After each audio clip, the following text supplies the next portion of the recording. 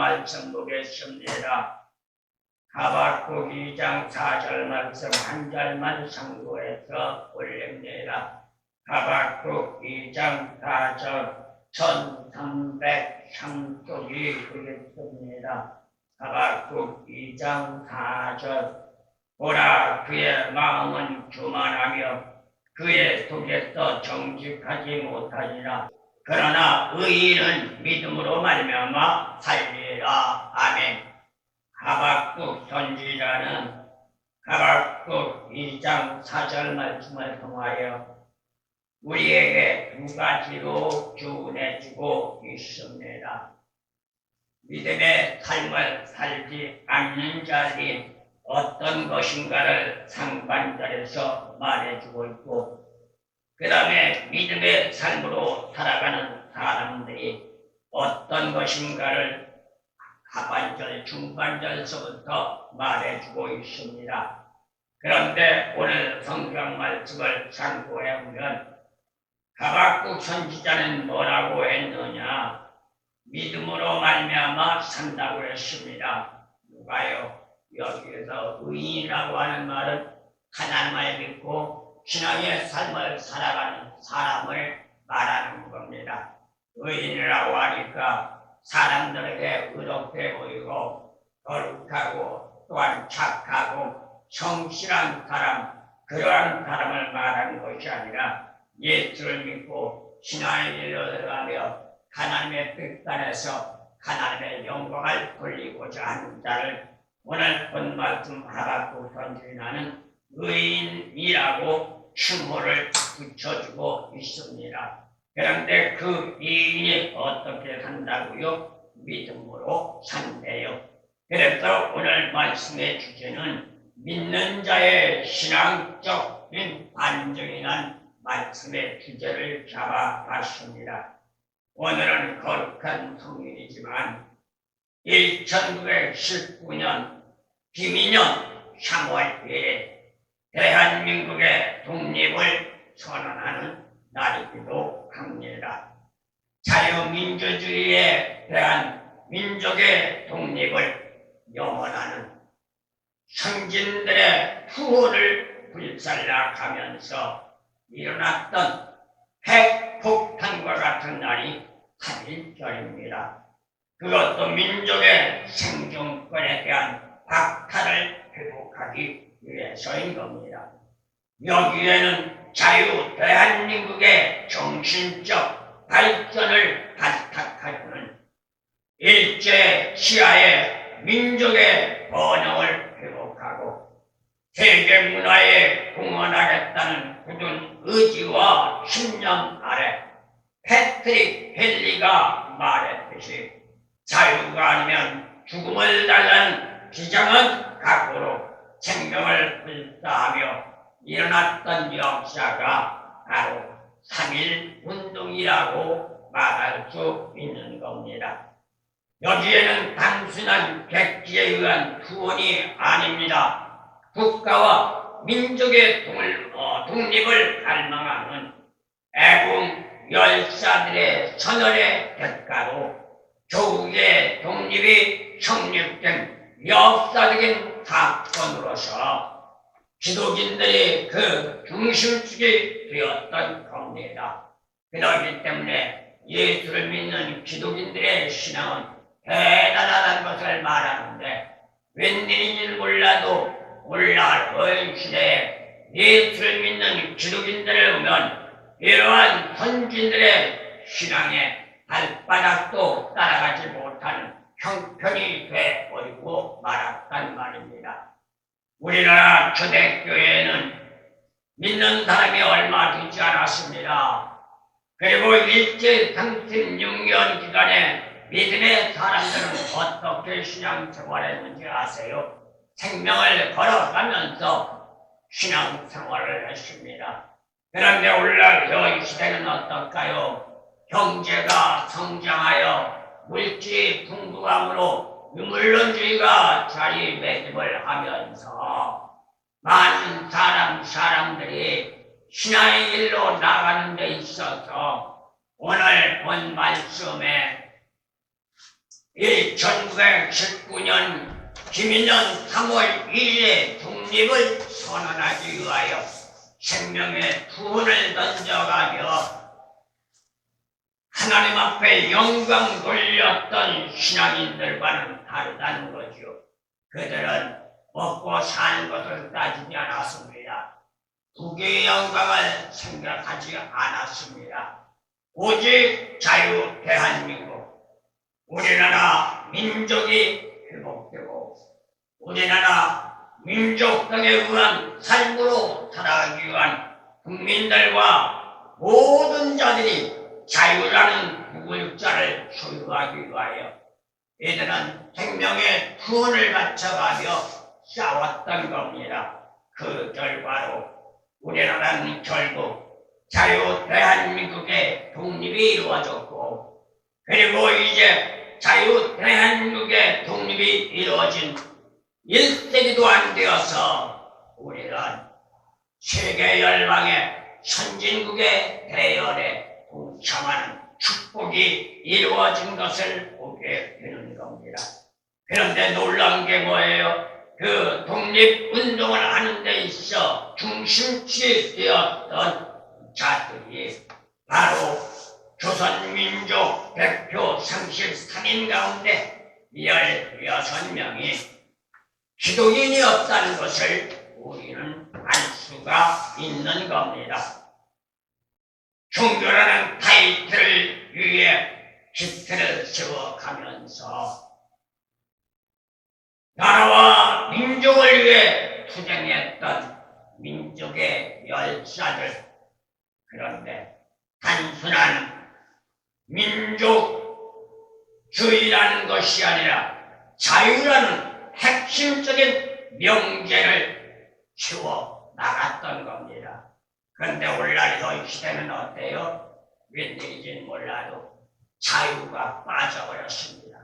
그냥 단순한 민주주의라는 개념만 가지고 있다는 겁니다. 그러니 저는 생각합니다. 자유가 빠진 민주주의는 어떤 민주주의인가? 아이러니합니다. 민주주의는 수없이 많습니다. 공산주의도 민주주의입니다. 북한도 민주주의입니다. 중국도 민주주의입니다. 그렇기 때문에 자유가 빠지게 되면 우리나라 독립투사들이 세웠던 자유민주주의의 개념과 근본 본질이 달라질 수밖에 없다는 거죠. 그러다 보니 어떤 문제가 나와요? 오늘날 현 시대의 현실을 바라본다면 우리나라 근본 본질이 상실되어진 채 많은 사람들이 허황된 꿈을 꾸면서 엉뚱한 방향으로 발걸음을 지향해 나가는 것을 보게 되는 겁니다. 그러니 어떤 문제가 나와요? 민족적 주체 사상마저 이제는 망각해버리고 말았다는 사실입니다. 그렇다면 현실이나 가시적인 현상에 매료돼서 육신적인 포만감에만 사로잡혀 믿음의 선진들이 세워놓은 신앙적인 근본적 본질을 상실해버린 시대가 오늘날 현 시대가 아닌가 생각해 보게 되는 겁니다. 그래서 2026년 3월 1일을 맞이하여 우리는 우리 자신들의 신앙적인 삶의 속도를 믿음이란 명제 아래서 한번 우리 자신을 성찰해 보고자 합니다. 그래서 오늘 본 말씀 하박국 2장 4절 말씀에서 하박국 선지자는 의인은 믿음으로 말미암아 살리라 우리에게 말해주는데, 그렇다면 여기에서 의인이 살아가는 믿음이란 과연 어떤 것일까요?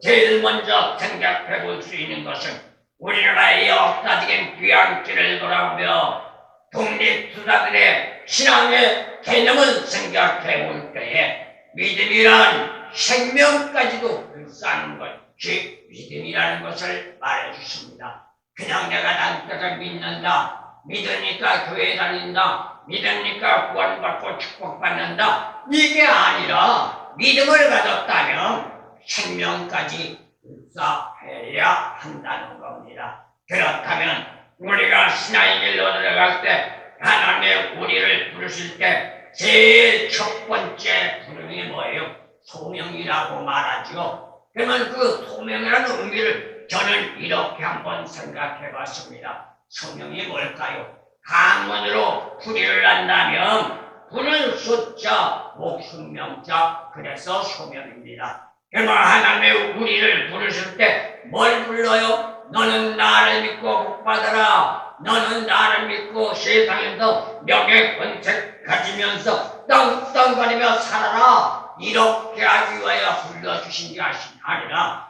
내 생명을 나에게 달라는 겁니다. 그게 소명인 겁니다. 부를 숫자, 목숨 명자, 생명을 하나님 앞에 드리는 게 바로 소명이라는 것을 말해주고 있습니다. 이게 믿음의 삶인 겁니다. 조국의 구원을 회복하기 위해 선진들의 구원적인 신앙 삶로 그것도 죽음을 두려워하지 않고 불의와 맞서 싸워 나가는 불굴의 신앙으로 말미암아 일제의 억압에 맞서 싸웠던 것이 기독교인들의 믿음의 삶이었고 우리들의 선진이었다는 것을 말해줍니다. 그래서 오늘 본 말씀을 보더라도 하박국 선지자는 의인을 믿음으로 살리라 라고 우리에게 말씀해주고 있는 겁니다. 진리가 삶의 생활화되어 죽음의 그림자가 넘실거리는 사지 속에서도 단호한 자세로 맞서 싸울 수 있었던 것이 기독인이었고 선진들의 삶이었고 그들의 삶은 생명을 불사하며 불의와 맞서 싸웠던 것이 기독의 삶이었습니다. 그런데 오늘날의 현 시대는 어떨까요? 믿는다고 말하지요. 대단하다고 자기를 주관하지요. 명예, 권세, 부귀, 영광을 누렸다고 자랑하지요. 그런데 대다수가 어떤 신앙의 삶입니까? 오늘 말씀드린 것처럼 우리들의 선진, 기독인의 신앙, 성경에서 말하는 선진들의 믿음과는 동떨어진 삶, 너무나도 거리가 멀단 말입니다. 힘들고 어리면 도피하려고 합니다. 상황과 여건이 달라지면 도망치려고 합니다. 우선 내 몸부터 생각하고 내가 살고 나야 예수도 믿지. 제가 전도를 해가지고 믿음의 생활을 하면서 은혜를 받고 집사가 된 분이 저에게 한번 전화를 한 적이 있어요. 목사님, 왜요? 한 가지 여쭤볼게요. 뭐를요? 하나님은 너무 우리와 맞지 않는 것 같아요. 그래서 무슨 말씀이에요? 하나님은 왜 우리가 먹고 살 것도 없는데 드리라고 그래요? 우리가 먹고 살고 남아야 드리는 거지 없는데 왜 드려요? 헌금을 왜 해요? 11조를 왜 해요? 그런 하나님이 어디 있어요? 이렇게 항의하는 말씀을 들어본 적이 있습니다. 그런데 문제는 뭘까요? 이건 누구 탓이에요? 저도 목사지만 목사 탓이에요. 왜 그래요? 목사가 복음은 증거하고 교회는 이끌어 나가며 설교는 한다고 하면서 하나님의 진리의 말씀을 바로 가르쳐주지 못하니 성도들이 헌금하는 데 대해 바로 알지 못하고 있단 말입니다. 단순하게 헌금하면 복 받는다, 많이 드려야 복 받는다, 이런 것만 가르쳐줬지 헌금의 본질과 헌금을 드리는데 어떻게 드려야 하며 헌금을 드리는데 어떻게 드릴 때 하나님이 받아주시는가, 이러한 것을 가르쳐주지 않고 있기 때문입니다.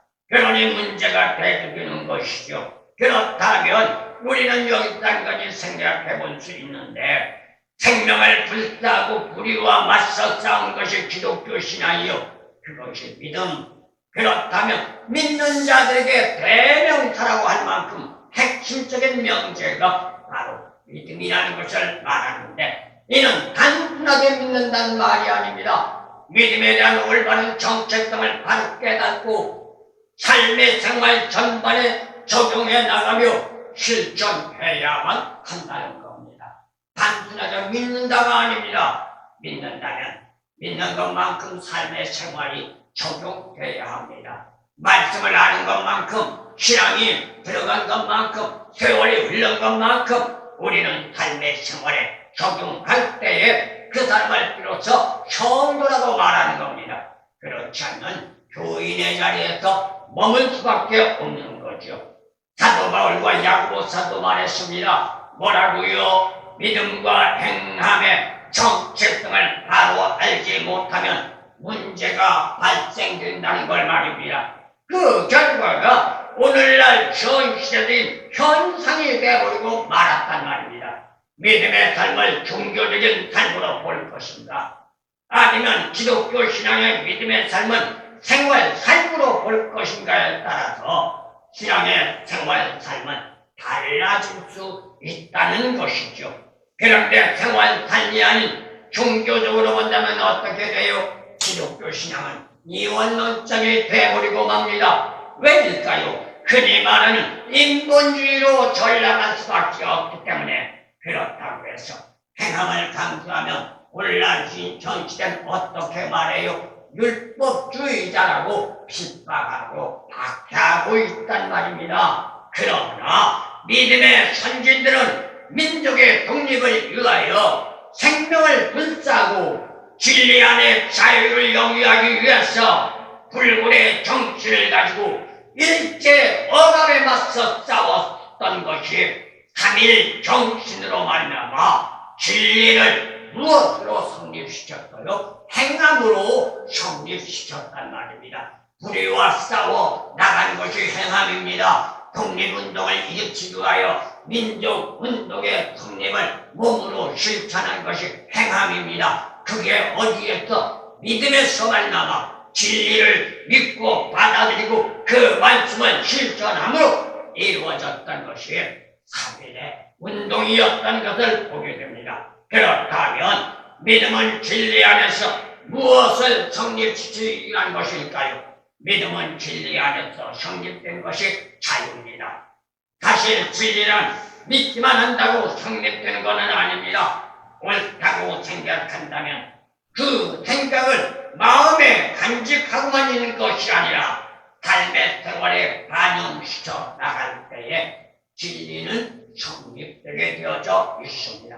이는 불변의 법칙이라고 할 수 있습니다. 믿는 자로 진리 안에 자유자가 되기를 원한다면 진리가 삶의 생활에 반영되도록 본인 자신이 주력하고 노력해 나가야 되는 줄로 믿습니다. 만약에 그렇지 않으면 금방 말씀드린 것처럼 그 사람은 어떤 사람이냐? 율법주의자가 되어버리고 만난 말입니다. 율법주의의 행함과 또한 진리 안에 말씀의 행함과는 차원이 다릅니다. 진리 안에 말씀의 행함은 말씀을 행함으로 반영되어 삶의 생활로 만들어 나가는 것이고, 율법자가 말하는 행함은 안다고 하면서 아는 자리에 머물러 있는 삶을 말하는 겁니다. 율법주의는 안다고 하면서 지키지 않는 자, 이러한 자들은 누구와 같을까요? 세속인에 불과할 뿐입니다. 설령 그들이 자유를 부르짖는다 할지라도 자유자가 될 수가 없단 말입니다. 이유가 뭘까요? 요한복음 8장 32절에서 예수는 분명히 말합니다. 자유는 진리 안에서 성립된다고. 그런가 하면 진리를 성립하고 자유를 성립하기 위해서는 어떻게 해야 돼요? 고린도서 3장 17절 말씀 나가볼 때 예수님이 함께하는 삶이 자유자가 되고 진리를 성립시킬 수 있다고 말해주고 있는 겁니다. 그렇다면 민주주의라고 말한다 할지라도 자유라는 명제가 배제되게 되면 자유에 대한 핵심 체제인 평등이 상실되기 때문에 결과적으로 본다면 억압된 체제에서 살아야 한다는 것이죠. 그게 오늘날 현 시대입니다. 민주주의를 말하지만 자유를 말하지만 자유가 아닌 억압 속에 살아가고 있답니다. 그렇다면 누구를 위해서? 국가와 민족과 백성을 위해서가 아니고 예수를 믿는 사람은 하나님의 영광을 위하여 예수의 삶이 아니라 어떤 개인의 목적을 위한 결과가 되어버리고 만다는 것이죠. 그래서 하나님 말씀 안의 진리와 세상 안의 진리와는 하늘과 땅 차이입니다. 저는 그래서 말합니다. 세상에는 진리가 없다고. 아무리 법이 있다 할지라도 그것은 진정한 법이 될 수가 없는 거죠. 왜 그래요? 현 시대를 한번 바라보세요. 성경에서 우리 하나님은 뭐라고 말씀했어요? 하나님의 말씀은 1.1억이라도 변형시킬 수 없다고 말했는데 세상에 보면 자기들의 마음과 자기의 뜻과 자기의 생각과 자기들의 형편성에 맞지 않으면 뜯어고칩니다. 그게 세상적인 법입니다. 그러나 진리 안의 법은 어느 누구도 뜯어고칠 수가 없습니다. 왜요? 그건 하나님의 특권적인 산물이기 때문에 뜯어고칠 수가 없다는 말입니다. 그래서 갈라디아 교회를 통하여 사도 바울은 갈라디아서 5장 1절 말씀을 통하여 이렇게 말했습니다. 그리스도께서 우리를 자유케 하라고 자유를 주셨으니 그러므로 굳세게 서서 다시는 종의 멍에를 매지 말라고 말합니다. 그러나 그러한 전제 조건을 성립시키기 위하여 하나님은 독생자 아들 예수님을 우리에게 보내주신 줄로 믿습니다. 누가복음 4장 18절 말씀을 통해서 내게 기름을 부으시고 나를 보내사 포로된 자에게 자유를 눈먼 자에게 다시 보게 함을 전파하여 눌린 자를 자유케 하고 주의 은혜를 전파하게 하려 하십니다. 라고 말씀하고 있습니다. 이를 알지 못한다면 우리는 백날이 가도 자유자가 될 수가 없습니다. 자유자가 되려면 우리는 어떻게 해야 돼요? 진리 안의 삶이 돼야 하고 예수와 함께하는 삶이 돼야 하고 예수 안에 내가 예수 안에 삶이 되어져야 한다는 것 우리는 잊지 마시기를 예수님의 이름으로 소원합니다. 그래서 너 나를 막론하고 예수를 믿자는 겁니다. 단순하게 믿자는 것이 아닙니다. 예수 안에 삶이 되도록 믿자는 겁니다. 그래서 예수 안으로 들어가자는 겁니다. 예수가 내 안에 들어와야 한다는 겁니다. 고린도서 4장 5절 말씀 믿음의 삶의 목적을 알기 위해서라고 말합니다. 로마서 8장 29절 믿는 자로 하나님의 형상을 복받기 위함이라고 말씀하고 있는 것을 보게 됩니다. 그런데 믿음의 삶에는 반드시 무엇이 수반되어야 돼요? 대다수가 말하는 율법주의자라고 하는 행함이 수반되어야 한다는 겁니다. 여기에서 말하는 행함은 인간적인 행함이 아니라 말씀에 육각한 변화된 삶을 말해주고 있는 것입니다. 하지만 자칫 잘못하면 금방 말씀드린 것처럼 율법주의자가 아니냐고 국회할 수도 있지만 믿음과 행함을 강조하는 것은 성경의 전체적인 맥락이라고 우리는 생각해 볼 수 있는 것이죠. 그러니 믿음과 행함을 강조한다는 것은 이상한 것이 아니라는 것 우리는 잊지 마시기를 예수님의 이름으로 축원합니다. 오늘 3월 1일 거룩한 평일이자 3.1절을 생각하면서 선진들의 믿음의 삶을 생각해 볼 때 선진들의 믿음은 어떤 믿음이에요? 죽은 믿음이 아니라 살아있는 믿음. 왜요? 삶의 생활로 실천한 믿음이기 때문입니다. 우리도 역시 마찬가지입니다.